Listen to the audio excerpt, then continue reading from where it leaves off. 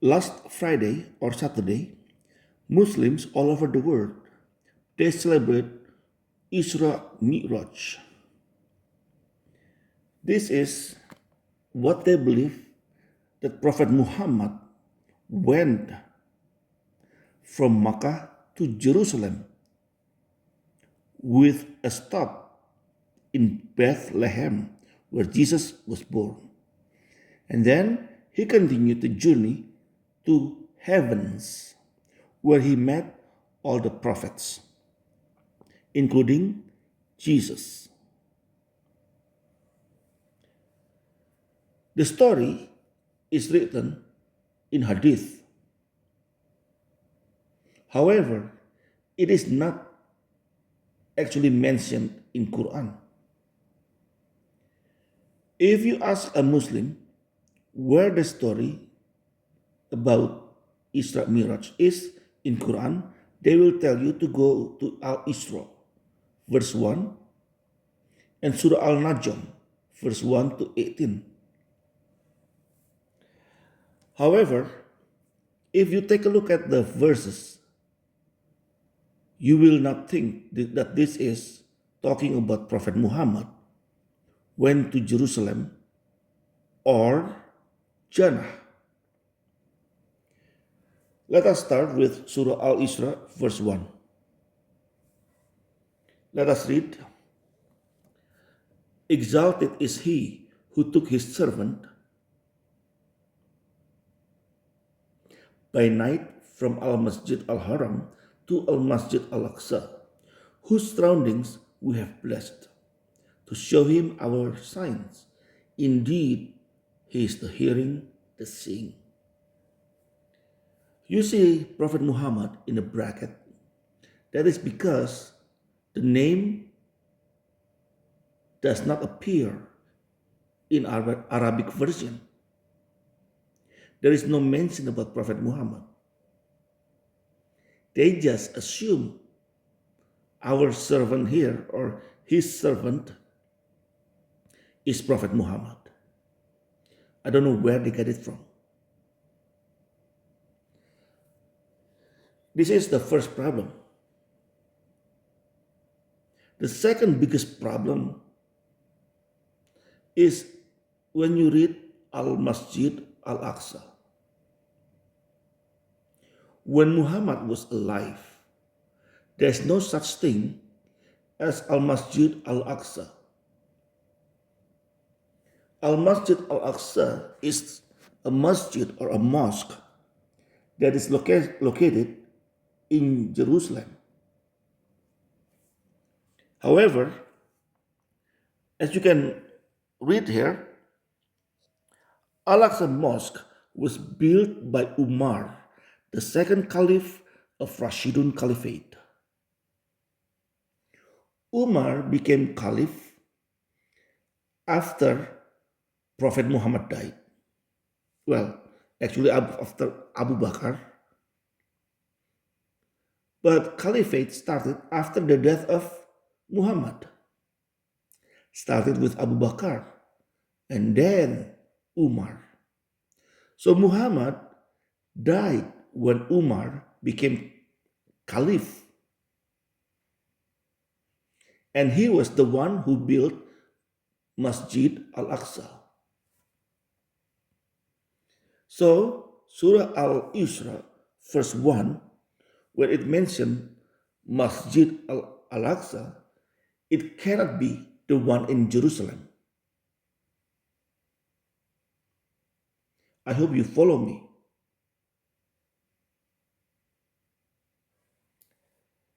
And this is what Muslims refuse to acknowledge. There's no such thing, there's no a mosque with that name when Muhammad was alive.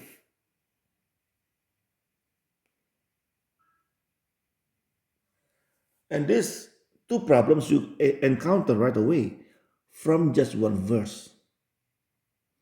Of course, the first problem, I just want to remind you, the verse in Arabic does not mention the name of Muhammad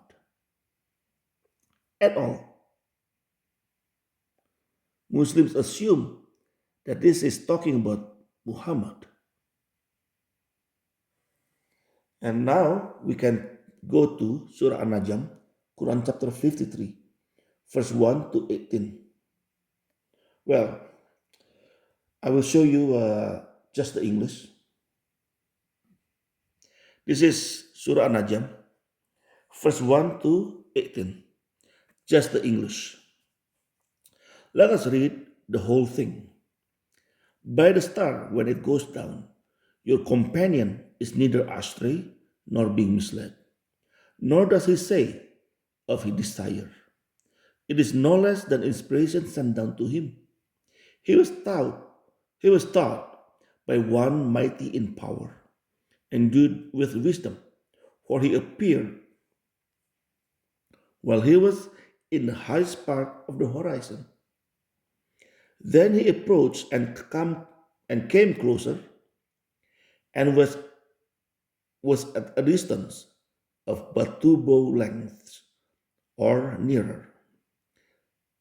So did convey the inspiration to his servant what he to convey. The heart is no way falsified that which he saw. Will you then dispute with him concerning what he saw? For indeed he saw him at the second descent, near the lote tree beyond which none may pass. Near it is the garden of abode. Behold, the lote tree was shrouded.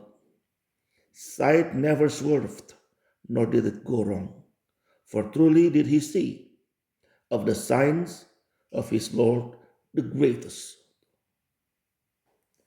Now I stop there because the next verse is talking about Alat and Al-Uzza. Anyway, when you read the whole 18 verses, the whole passage, you will not see the name of Muhammad. And this is the funniest thing. Muslim says, or Muslim calls Muhammad's disciples companions. They call them companions, Sahaba. The companions are supposed to be like sort of like friends, or but it doesn't work the other way. What do I mean? Muhammad is not the companion. Abu Bakar was the companion of Muhammad, but Muhammad was not the companion of Abu Bakar. Because Muslims don't see them as at the same level. Abu Bakar, Umar, Uthman, and Ali are the companions of Prophet Muhammad. Prophet Muhammad is not the companion of Abu Bakar, Umar, Uthman, and Ali. Do you get it? So, verse 2, when it says, your companion is neither astray or being misled, I really do not think this is talking about Prophet Muhammad. Even though, if I were a Muslim, I would not say that. Because Muhammad was not the companion.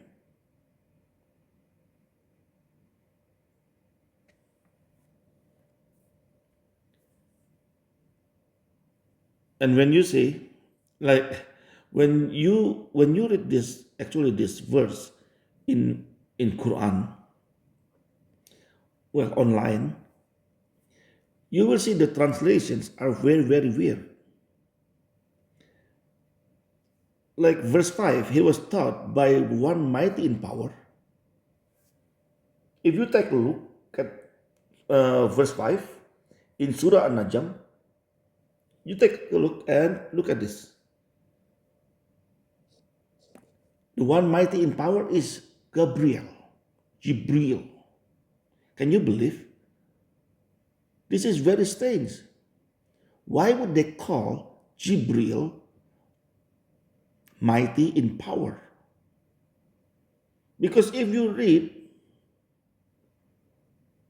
mighty in power or intense in strength, you will think it has to be God. Or if you are Muslim, without reading this kind of translation, you will think that is talking about Allah. But the translator says this is Jibril. Very, very strange.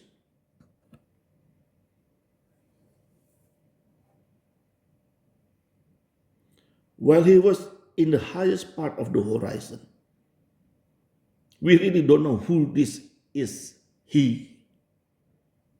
Then he approached and came closer and was at a distance of but 2 bow lengths or nearer. So did convey the inspiration to his servant, what he to convey. Even the English, look, they try to fit it words and names and according to themselves. This is very strange. They added all kind of words that is not there, just to make the sentence make sense, just to make the sentence easier to read.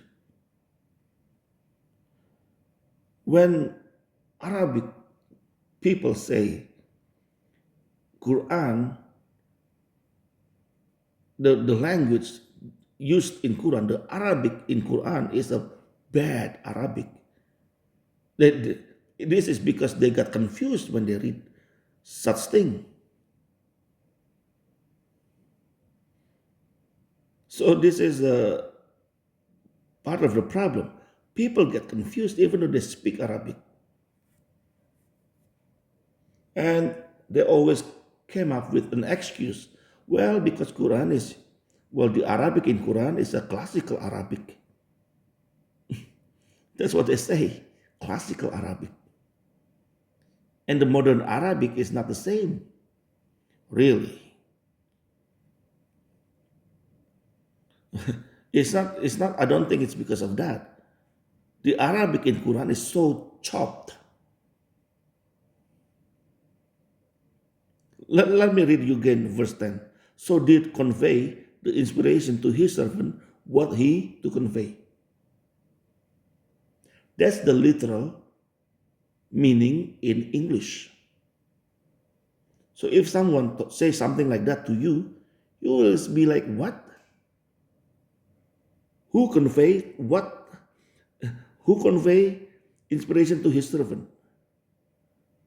You don't know. Who is this the second he? Don't know. And they have to add, in verse 11, they have to add the prophet's mind. They have to add the prophet's mind. But actually, there's no such thing as that. Prophet's mind in Arabic. Just say, the heart in no way falsified that which he saw. That's it. That's it.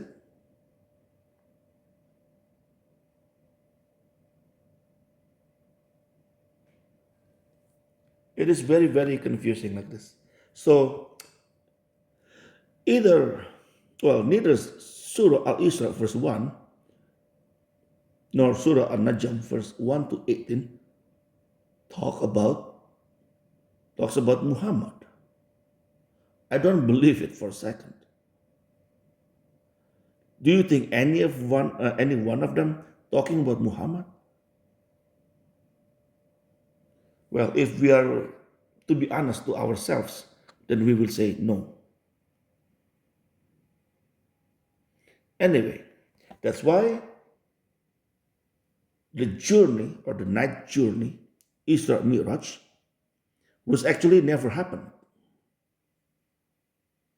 At least it didn't happen to Muhammad anyway. He didn't go anywhere. I don't know, maybe he was dreaming, but for sure he did not go to Bethlehem or Jerusalem or Jannah. That's for sure. Anyway, that's all from me for today. Thank you for watching and listening. Whether you're Muslim or a Christian, God bless you all. Have a nice life.